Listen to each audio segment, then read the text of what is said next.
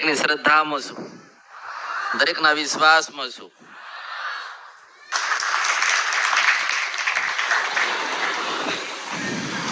કઈક ગુના થઈ ગયા છે, કઈક ગુના કરતા છો, તમારી માન કઈક કાર્ય સોંપ્યું હશે અને તમારા સપના કઈક પૂરા નહીં થતા હોય, પણ કદાચ મારી જેવી મેલડીનો સંગ કર્યો હશે તો હું સિંધ વંશપરા નદી ગંધરપિયા મેલડી આવીશ પૂરા કરવા.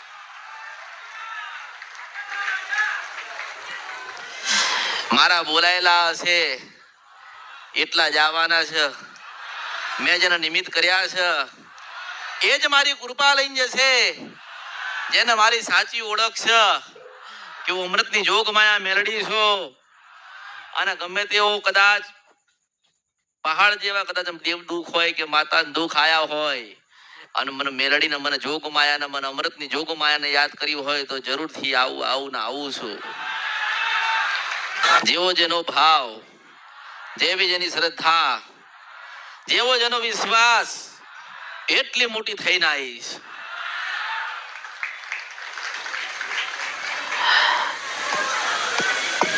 મારા પ્રત્યે જેટલો શ્રદ્ધાનો ભાવ હશે એટલા કામ કરીશ.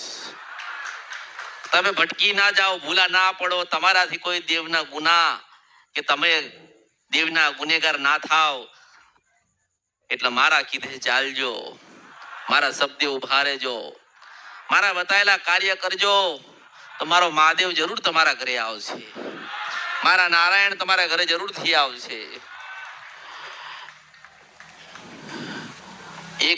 એક કાર્ય માટે 10 જગ્યાથી બાધાને માનતા રાખી કયા માં પૂરા કરશે, કઈ જગ્યાએ જાઉં તો મારું કામ થાય, પણ તમારા અંદર શ્રદ્ધાનો વિશ્વાસ કે ભાવ નહીં હોય તો આ દુનિયાની કઈ માતા તમારું કાર્ય કરશે. કોક જોવા આવ્યું હશે, કોક લેવા કઈક આવ્યું હશે, કોક માનું પૂછવા આવ્યું હશે, કોક દેવના રસ્તા કરાવવા આવ્યું હશે, પણ જે મારી ડેલીમાં આયા છે ને એનો તો ઇતિહાસનો ચોપડો ને ભૂગોળ તો મેં મેલડીએ લખી લીધો છે. મેં બોલાયા છો એટલા આયા છો ને હું મોકલીશ ત્યારે જવાનું છે. તમારી દેવની કૃપા ને તમારા દેવના આશીર્વાદ મારી પાસે પડ્યા છે, તમે લઈને જજો. કોઈ ખોડિયાલ વાળો આવ્યો હોય તો એને મારા મહાદેવ છે, કોઈક ચાવણ વાળો હોય તો એને મારા મહાદેવ છે. જેને જેને પોતા એટલી પ્રબળ થઈને આવીશ.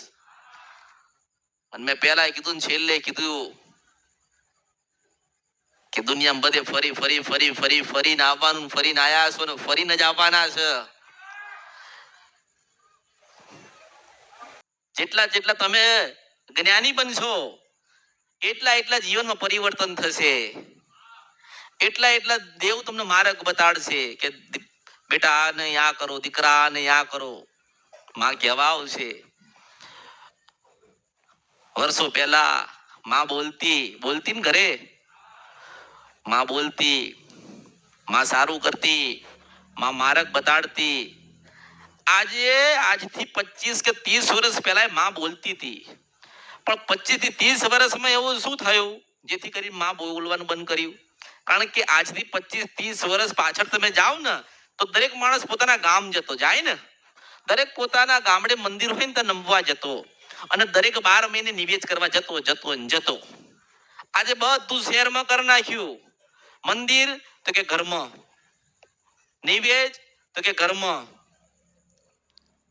માં જ્યાં બેઠી છે વર્ષોથી ત્યાં આપણે નમવા જવું પડે ને તો માના ગમશે ને. તમારા મોટું ઘર હોય ને, બહુ મોટું, અને ઘણી બધી બહુ મોંઘું તમે લીધું હોય, પણ તમારા દાદાના દાદાએ જે છાપરું બાંધ્યું હોય ને માને એ જ ગમો. કે સુખડી લઈને સુખડા આલું છું. તો એવું કહું છું કે મારી પ્રતિમા પડી છે હામને હું અહીં બોલું છું, એના કાનમાં વાત કરો. હું જગત જનની જોગ માયા આભળું છું મેલડી. પણ તમારા સમજવાની બહુ જરૂર છે. આ જેટલું તમે સમજ્યા ને એટલા દુઃખી થયા કે નહીં? માનતા કેવી રીતે રાખવી, બાધા કેવી રીતે રાખવી, મારે સુધી ના પહોંચાતું હોય તો શું કરવું જોઈએ, એવું મન પૂછવું જોઈએ કે માં અમારે તમને 10,000 કરોડો લાખો પ્રશ્ન કરવા છે, તારે હું કહું કે મારે ખરબો જવાબ તમને આલવા છે. અરે તમે મારા સુધી નથી પહોંચી શકતા તો મેં માધ્યમ એક ભગવાન હોય ને, ભગવાન પાસે જવું હોય ને તો ભક્તિ કરવી પડે ને. ભક્તિ કરતા કરતા કરતા કરતા કરતા ભગવાન સુધી પહોંચાય. ભગવાને આ જે ભક્તિ છે ને એ પરમાત્માને પ્રાપ્ત થવાની એક સીડી છે કે મોહ માયા બધું તમે ત્યાગી દો. ભક્તિ ભક્તિ ભક્તિ ભક્તિ ભક્તિ કરતા કરતા કરતા કશું નહીં માગવાનું. ભગવાન આવીને બોલે ને, હું તો એવું કહું છું કે તમારી માં તમને એમ કે બેટા શું લેવું છે તો એમ કહેવાનું કે માં તું ખાલી રાજી રહેજે.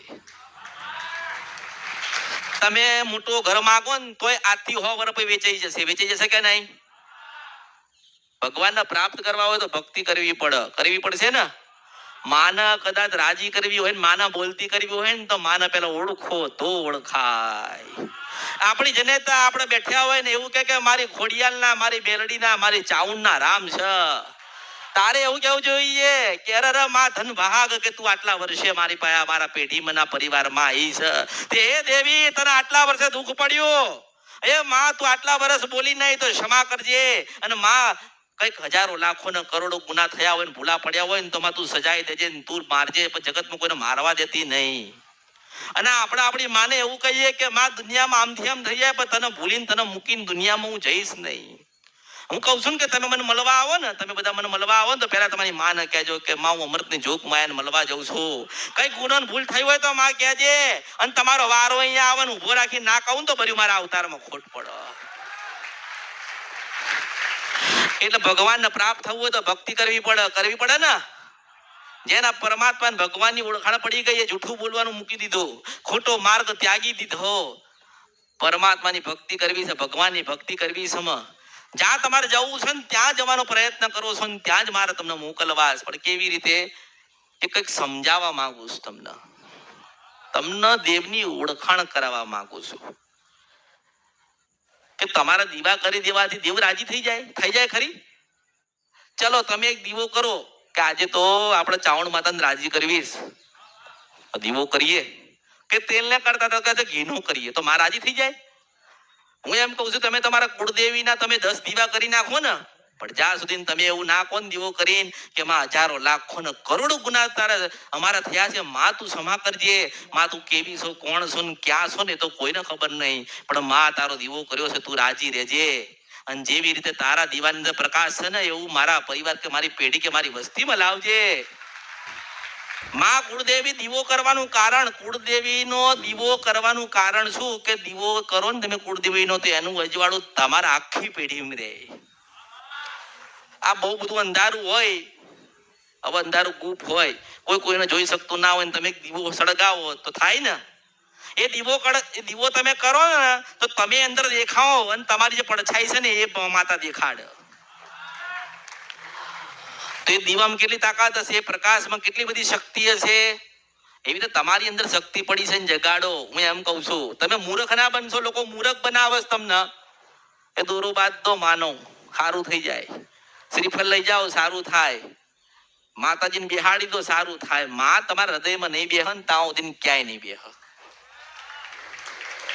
તમે તો તમારું જ માંગ કરો છો, માં આ કામ પડ્યું છે, આટલું દુઃખ આવ્યું છે દૂર કર.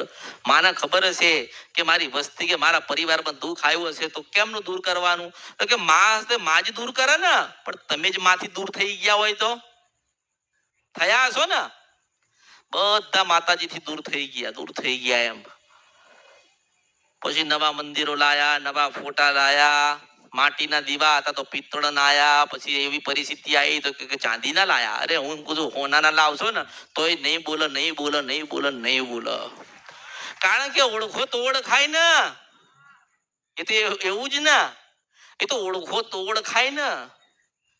મારો પ્રયત્ન છે કે માં કેવી લાગે છે ને માં શું કહેવા માંગે છે ને એની ઓળખ કરવા પ્રયત્ન ઘણો બધો કરું છું. પણ તમે થોડી ધીરજ રાખો, થોડો પ્રતીક્ષા કરો. અને પેલા એ કીધું છે કે કદાચ એક આંબો હોય ને એ 25 વર્ષે કેરી હાલે છે ને, તો 5 મહિના તો થોડી ધીરજ રાખો. એટલા તમે મારા થઈને રહો ને એટલા હું તમારી માતા સુધી તમારું મોકલું, સંદેશો મોકલું. તારો દીકરો આજે આવ્યો તો તારા દીકરાએ મારા ગુણના ગાયા હતા, જો મારા તા દર રવિવારે આવીને ગુણલા ગાતો હોય તો તારા કેટલા બધા ગા છે. એટલે માં વિચાર કરશે કે હા વાત સાચી, પણ કદાચ તમારી માં મારા જેમ નહીં બોલતી હોય તો નહીં બતાવતી હોય કે બેટા આ કરજો, ક્યાં કર, આ ના કરતા. પણ એમ કહું છું કે તમારી માન તમારે બોલતી કરવી હોય ને તો એક સરસ મજાનો રસ્તો બતાડું. બોલશે, જરૂરથી બોલશે, પણ તમારી મારી શરત એટલી રહી કે તમારી કુળદેવી કે તમારી મેલડી કે તમારી શિકોતર કે તમારી જોગણી કે ઝોપડી કે મોમાઈ કે બુટ બલાટ કે બેચરા જે કઈ માતાઓ બોલવા આવશે, એક દીવો કરજો એના નામનો, એક માતાના નામનો દીવો કરજો અને બધા ભેગા થઈને બેસી જજો અને માને એવું કહેજો કે માં તારો દીવો કર્યો માં મેલડી, અમારા દાદાના ભક્તોથી તું મેલડી પૂજાતી આવે છે. એ માં અમારા દાદાના સમયથી ચાવણ તું પૂજાતી આવે છે, પણ માં અમારા આજે તને તારા તારા તારા મુખેથી કોઈ પવિત્ર બે શબ્દ અમારે સાંભળવા છે અને તું માં બોલે એવું જીવન